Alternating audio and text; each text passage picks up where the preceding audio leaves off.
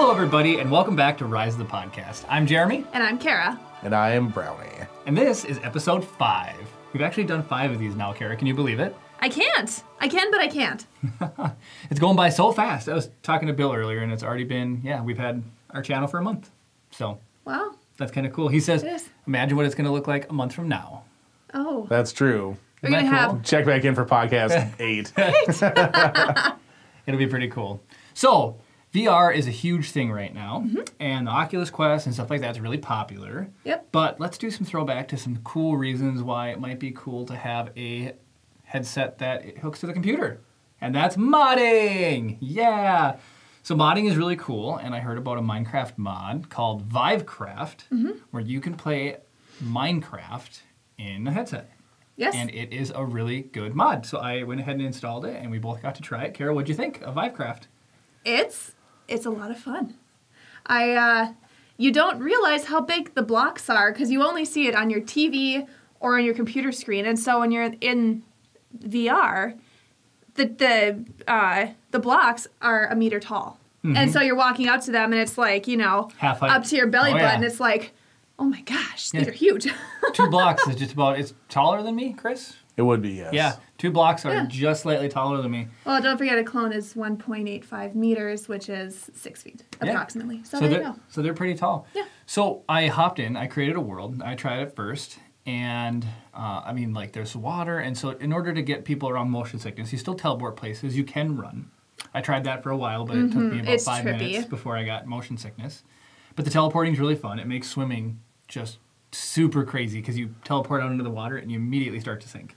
Yeah. And then you've got the sound effects. When you do the teleport, when you hit the teleport button and look up, it shoots you straight up, and you move so fast upwards that you kind of feel like you're gonna fall over. Like, oh my gosh, what's happening?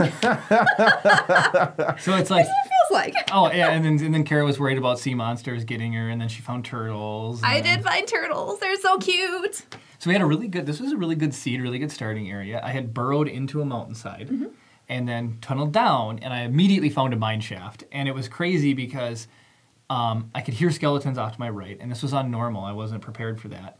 And there's 2 different ways you can play. The triggers can activate the swing, or you can do combat Which and you didn't break find blocks. out until I started playing. I didn't until I knew it was a thing, but I didn't know if it was turned on or not. It's so nice that you're able to do that because like a creeper's coming up to you, you can just take that sword, you can start hacking away at it. So Chris, I didn't get to tell you about this. The amount of inertia that you put into the swing affects the damage of the block or the sword hit. So that's sweet. A standard pick, let's just say 4 ticks, right?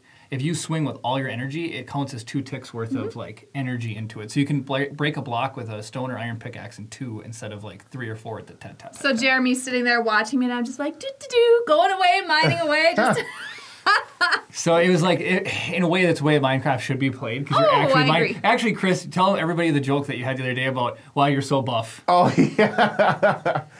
Jeremy stopped by to drop off some cameras that I needed to film a wedding over the weekend. And he was telling me a little bit about the VR thing. He's like, yeah, you can, like, there's a way you can set it up so you can swing your arm in real life or whatever. And I was like, oh man, it's like you're gonna be so buff. It's like just jacked on the Minecraft workout. And I was like, you should actually hold like a real pickaxe while you're doing it and just get the full actual workout. So why are you so buff? Oh, I mine for 4 hours a day. Right? Yeah. Well, I mean, you don't need a pick. No. Just get the walking weights, the wrist weights that you use for walking. Yeah. Slap those bad boys on. Just go to town. So that was pretty cool. Anyways, and then we found this mine shaft. And I could hear the skeletons off to my right. And so I went to the skeletons were off to my left. So I went to the right. Of course, I don't want to run into these baddies right away. And I come across a spider spawn room. So there's all these spiders coming at me. And I thought I had it. And in just a couple seconds, because it was on normal. And apparently I was too dainty with my sword swings. And he didn't have any armor. I didn't have any armor. I was getting overwhelmed. So I just quick went boop, boop, boop, and just teleported out of there.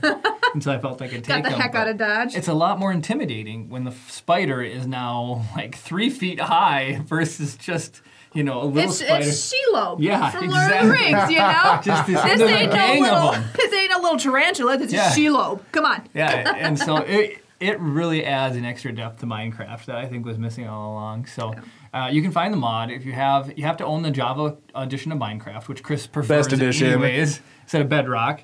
But if you own Java, You can just go to, I think it's like Vivecraft.org or just Google search Vivecraft. It'll bring you to it. We'll put the link in the description. Yeah. We'll hook you Yeah. up.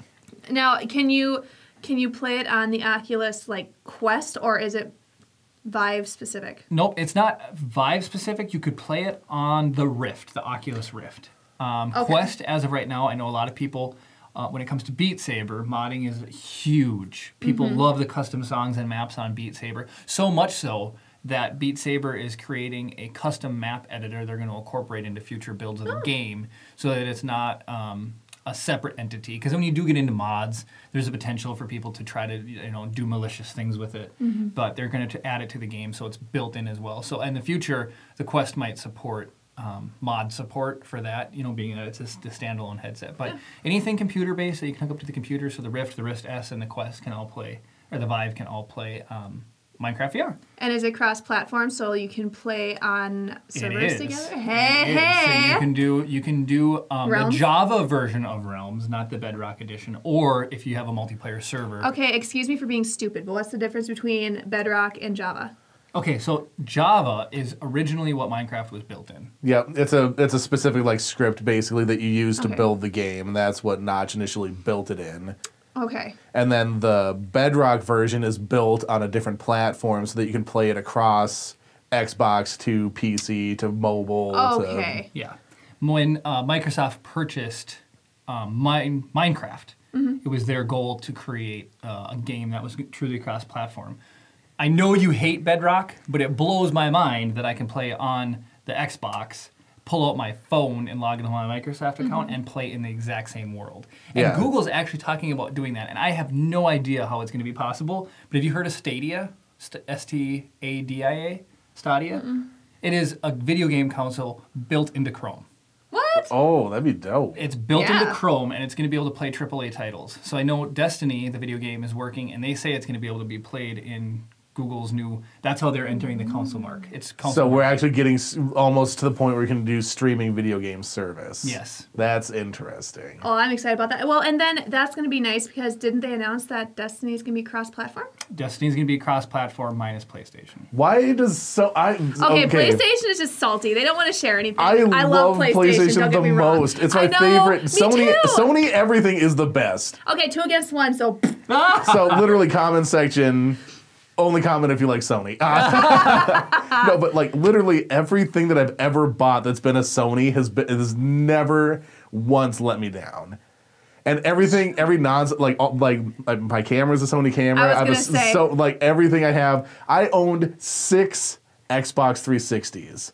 I owned How Six? many Red Ring of Death? all of them are dead. Yeah. My PS3 still works. Hey, your PlayStation 1 got messed up. I go over to Chris's house and I'm like, dude, why is your PlayStation upside down? He's like, that's the only way it works nowadays. But hey, it still working. works. I didn't have to wrap it in a towel and bake it in the oven. It's so funny. I guarantee you it still works now. I'm going to go dig it out. Anyway. A coworker of mine talks about that, and because Sony owns the market share, they don't feel the need to have to participate. But the problem is you have the other big person who is playing the game is Nintendo. And Nintendo is in that market. So you can play Minecraft across Nintendo to Xbox, to PC, to mobile. iOS, Nice. Android, everybody's playing together except PlayStation, except when you have a big competitor who has a lot of money, or a big video game that has a lot of money. What's the only game that is truly cross-platform? Do you know, Chris? Oh, gosh. Give me 1 second. You say some things while I think. Say things. Things while Chris thinks. Oh, man. What? It's a battle royale game. Oh, God. It's got to be Fortnite. PUBG. Fortnite. Oh, really? Fortnite's all Fortnite is much bigger sorry. than PUBG. PUBG is Xbox, isn't No, it? it's No, on PUBG both. started on It's- PC. It's just not cross-platform. But Fortnite, you can play on PlayStation with everybody else. So they've opened the door and they put their toe in. It's just we needed to get them to finish the deal because Minecraft is behind on PlayStation because it's owned by Microsoft. So all the new updates for the consoles, they're all there for everybody else. It's just PlayStation's like a step behind when it comes to that stuff. But I think it's just got to happen, especially with Google coming to the market now. Microsoft's going to play well with them. Nintendo is already willing to do this type of cross-platform stuff, and then it's just a matter of time. So yeah, Stadia, keep an eye out for that. Okay. I'm excited for Minecraft Earth. I've been playing a little bit of Pokemon Go again, and it was really fun to. Well, speaking of Minecraft Earth, I don't know if I mentioned it in the last video. I think it'd be cool if Google Glass Because you said it's coming back out, right? I saw a thing on, I don't know if it was Reddit or just like the internet somewhere. The internets. The interwebs. That they were like bringing back Google Glass. I don't know why it's so hard for me to say Google Glass. Well, seashells, by the seashore, yeah. There's something about all those G noises. But I mean, how cool would it be if they did make the Google Glass where as you're walking around, you see all of the Minecraft builds without having to use your phone? I think that's going to be so cool. I can't wait to try it. They need to do that. Google, get on it. Yes. So that was our experience with Minecraft VR. Kara got to play it. I got to play it. And then, so speaking of video games and Star Wars, Fallen Jedi, the first official gameplay trailer came out. And it looks sick. Are you excited for that one? I'm so excited for that one. You just play as a Padawan, right? Yep. That escaped Order 66, and he lays low for a while, and then eventually his hand is forced, and he actually has to use the force. Participate. No pun intended. And he has to use the Force and basically identifying himself as a Jedi. So in the gameplay, you are helping out Saw Gerrera. Oh, Saw Gerrera from Rogue One. Yes. Forrest Whitaker plays Saw Gerrera. Yeah, he's also in Rebels Rising. It's the book about Jyn Erso. Mm-hmm. It's a good book. A little slow in the beginning, but it's good. Anyway, you're helping Saw, at least in the gameplay I saw, you're helping him release Wookiee prisoners from an Imperial refinery. Now that sounds like a game I could get behind. Yeah. Yeah, save the Wookiees. It's really cool. You come up against your basic stormtroopers, the ones... Halt, right. Basic stormtroopers. Stop right there. Yeah, That's exactly. their catchphrase, halt. Man, that terrorizes me at night when I think of stormtroopers, halt. Oh, man, I saw footage of how menacing stormtroopers can be, and they showed when they cut the door in the Death Star to come after C-3PO and R2-D2 when they're in that room. And it was bloopers of that. And the guys are tripping as they're coming through. One guy bursts through everybody, doesn't make any mistake, and his belt completely comes off. It was so funny. Yes. I had never seen that blooper reel before, so... I think I need to see that. Anyways, you're intimidating stormtrooper basics. Yeah. Halt! Anyway, you come against go against your basic stormtroopers. And then there's a certain trooper, and Sai even says, he's like, I've never seen this trooper before. But the arc staffs that the Magma Guards have? From the Clone Wars, yep. Yep, so there's a trooper who has one of those. He's like in these robes, and he's like, oh, a Jedi. I've been training my whole life for this. So you get into a pretty intense battle with this dude. And then you keep going through. You kill him, obviously. You sneak through some areas, and you come against flame troopers. Yeah. The First Order has them. Yeah, it's kind of interesting because what a lightsaber can't block a flame. So you see the character that's like, true. What are you gonna do? Keep it. Yeah. Kanan does that. Yeah, he does. Rebels He to block, does. yeah. Oh, Kanan. Anyway, Spoiler no spoilers. alert. Anyway, so you go against them. You have to use the Force to get them. You're jumping, dodging. You see him burn a couple times. It's interesting. So That looks pretty cool. And then there's a new dark side R2-D2 or something. Yeah. So you're going through this room, and all of a sudden you hear the R2 beeps, and I'm like, is that a bad R2? Was what the heck? It was. Oh. So the guy picks him up and he chucks him at some stormtroopers that are coming down the hall, and Poor you hear little the little R2 beeps screaming as he goes down the. Anyway, it was sad. That's pretty fun. Well, I'm really excited to see that. Yeah. And then so we know we do Lego builds on the show, and everybody's favorite Empire droid is the mouse droid. Yes. I think this September Lego is coming out with a droid building kit that is programmable, and you get 3 droids for under $70. And you get the mouse droid, a little R2-D2, and then a gonk droid. Jeremy's favorite. Gonk droids are so funny. Yeah, and the gonk droid has a saw blade arm as an optional attachment, a Lego saw blade arm, and it's fully programmable, and it's to get kids into STEM, into basically learning programming, learning engineering by putting it together, and then giving it instructions. Yeah.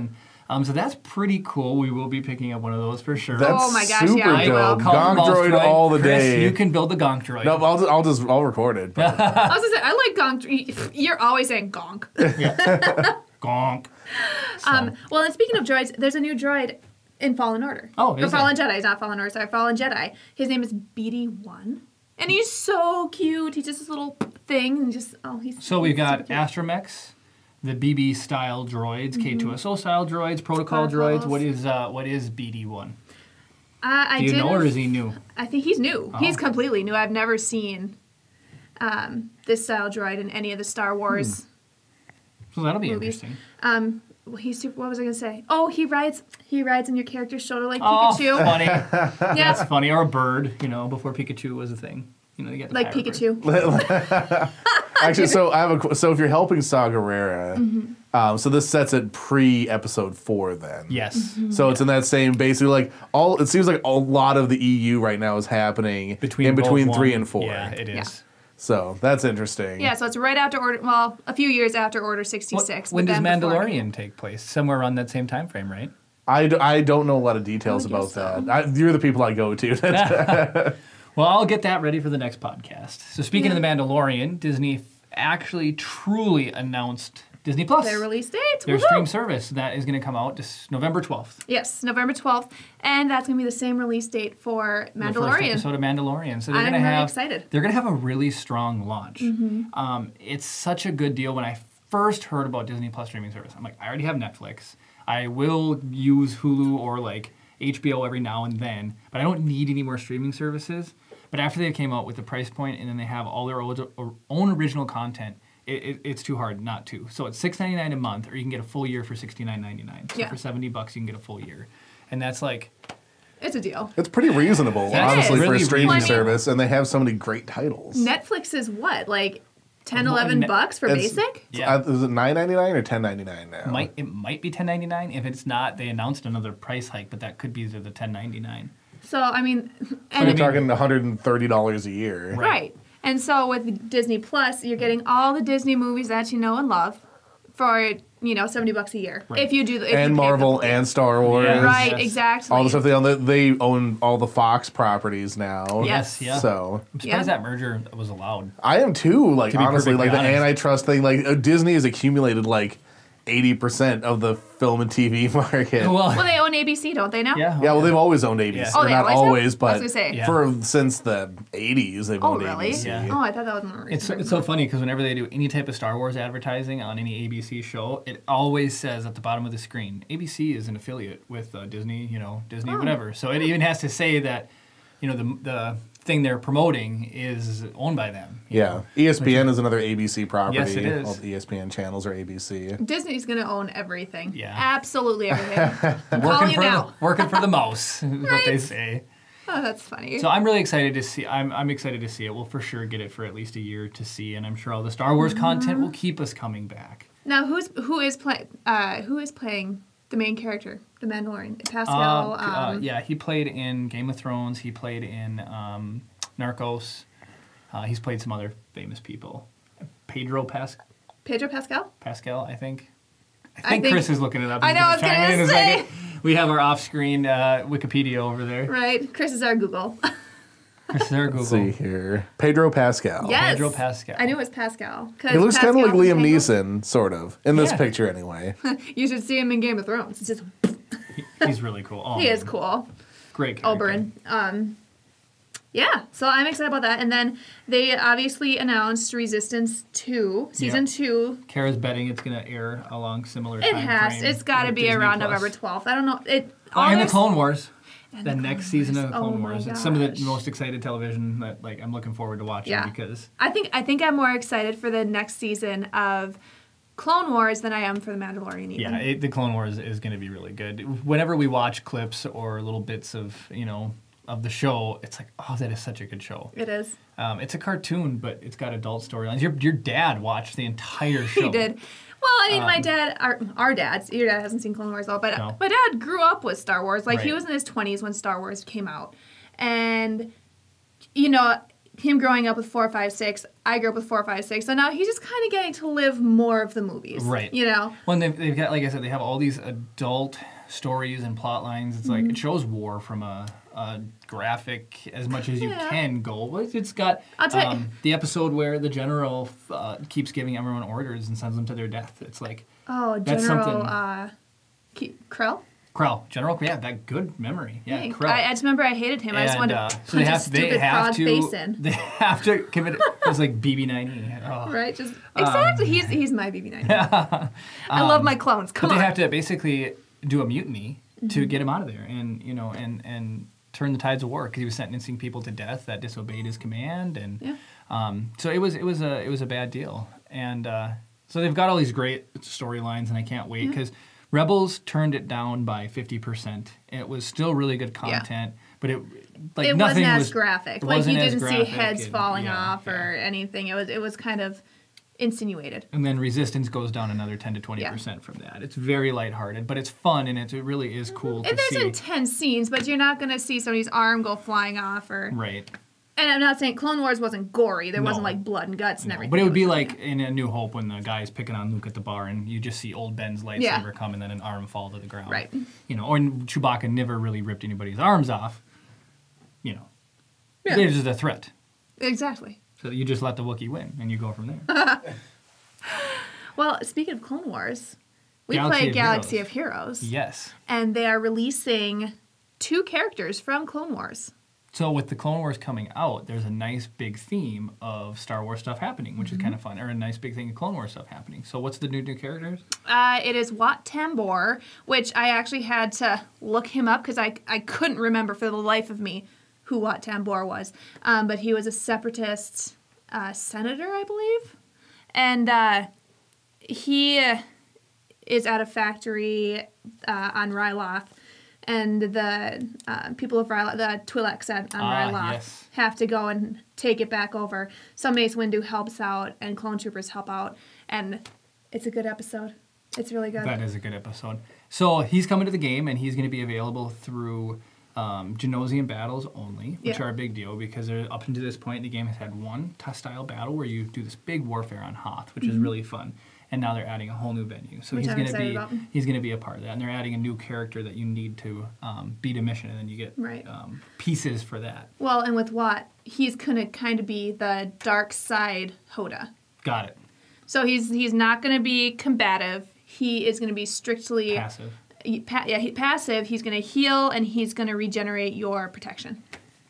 We've talked about Galaxy of Heroes before, but it's just a game where you get little... there's all these characters from Star Wars. I think there's over 170 I was going to say, how many are there now? So over 170. And you collect them as you go. And so there's 2 different types of players. There's the collectors and there's the competitive. I started off and I'm definitely more of a collector. I like getting the characters and then unlocking them is really fun. And then knowing I've got all these little guys. And then you get to use them throughout different Star Wars locale. And Kara, I asked her what she was. I'm mostly collector, but I'm a very competitive person, so there is a competitive aspect for me. So she likes to beat people in multiplayer and territory wars. Okay, I will say this. Jeremy likes to say he's a collector. You should see him when he begins to lose. Like, I'm in a different room. No one beats my Han and Chewie, all right? If they start to go down, that upsets me. Those are my bros, He gets real salty. So he's competitive too, don't lie. So that's some fun news that was going on in that. If you haven't tried that game out, go and try it. It's really fun. You get to start off by collecting all this stuff. And the way that they've built the game now is it's really helpful for new players. It walks you through how to do everything, and it gives you a lot of shards and characters for free as you go. So that's pretty fun. And then the second character they're releasing is the Genosian Brood Alpha. And he is going to be, there's already a couple of Genosians in the game, and he's going to kind of maybe be the final piece to the Genosian puzzle. He'll be the leader, basically. I mean, you had Poggle, but... what does Poggle do? He's just old, has a cane. And so he's going to like really beef everybody up. He's going to heal over time and regenerate protection over time. A fun scene for a lot of people who have no idea who Poggle the Lesser is. In the second movie, so episode 2, Attack of the Clones, you see Poggle walk out of the battle with the plans to the Death Star. So really, he helped fund... of course, Palpatine was using everybody to do his bidding, but he helped fund the Death Star. So that's interesting. So the Death Star all the way back during Attack of the Clones? Yeah, they had the plans for it. Dang, because then the beginning of Rogue One, like the first scene of Rogue One, would have taken place years before. Well, so the Rogue One opening scene... the Death Star was basically almost done being built. They just needed Galen to... Yes, they needed Galen to finish the weapon system. Gotcha, okay. And then in episode 2, it was only an idea at that point. How long did it take to build the Death Star? That's a good question. I'd have to look that up. Because, like, I think what's the total time span between episodes 4, 5, and 6? Because it's only, like, a few years. Right. And they were able to build Death Star 2.0. Yeah, most of another Death Star in that amount of time. Well, I mean, how many people? I'm sure they had tons of people working on it. And I think from episode 1 to episode 4 was 18 years. Yeah, something like that. I think it right took around like 10 20, years to build the first one. Okay. I'll find out for sure. It's interesting the way, like, chronologically where this stuff, like, actually fits into the timeline. Well, we have a book at home that shows us chronologically, like, where everything takes place, how long it takes, and everything. We should look at that again. Since the books became... Canon? The canon books have been separated from the non-canon Legends. books, the legends. Every book you open has the timeline in it now. And it tells you where in the timeline you are. The only thing that it doesn't do is, obviously, like, Lost Stars came out a couple years ago. It wouldn't have a new book if you open up Lost Stars. It doesn't retroactively go put itself in the... But no, so if you go buy a brand new Star Wars book, it'll show you where in the canon it is, and it lists all the other all the other stuff. That's why I found out, like, the comic book's really interesting, because the Darth Maul comics take place even way before Episode 1. And you get to see Maul's upbringing as an apprentice through Palpatine, or Sidious, as he would be referred to.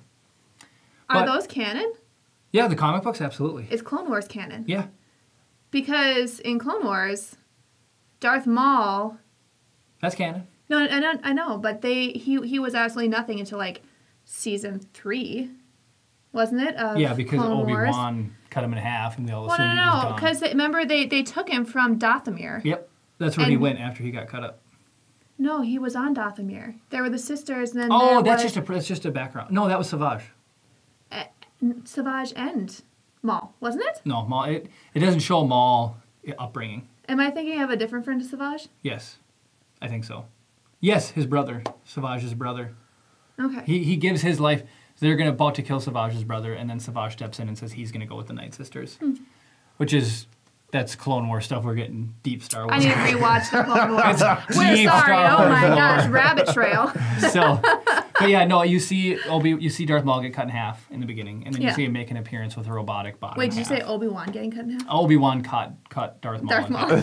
and then go from there. So then you get to see him come later on, and then I love the ending to Darth Maul's storyline. It's really, really good. And then you see a little bit of Darth Maul's storyline in Solo. Yes. They sprinkle in a little bit of Maul.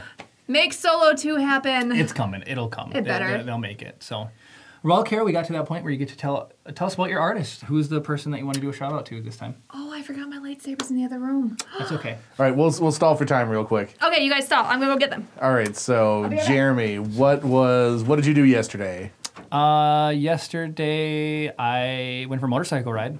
What'd you do where'd you go?